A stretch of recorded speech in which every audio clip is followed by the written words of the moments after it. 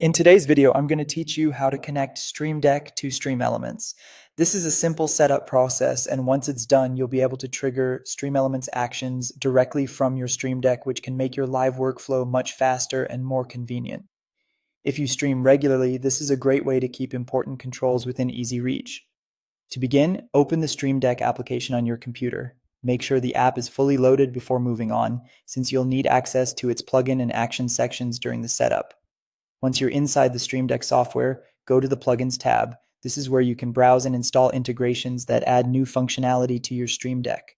If you've never used plugins before, think of this as the marketplace or library for extra tools. In the Plugins tab, search for StreamElements SE Live. Be sure to type the name carefully so the correct plugin appears in the search results.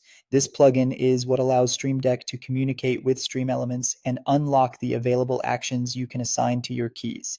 When you find it, click Get to install the plugin into the app. Depending on your system and connection speed, this may take a few moments. Once the installation is complete, the plugin should become available automatically inside Stream Deck. Next, locate the new StreamElements section in your Actions panel on the right side of the software. This is where your newly installed actions will appear. If you don't see it right away, give the app a moment to refresh or check that the plugin finished installing properly. After that, drag and drop your preferred shortcut actions directly onto your virtual key slots. This is the part where you customize your setup. Choose the StreamElements actions you want most often and place them on the keys that make the most sense for your workflow. Organizing them in a way that feels intuitive can save time when you're live.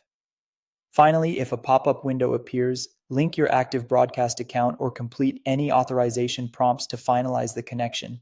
This step is important because it gives the plugin permission to work with your StreamElements setup.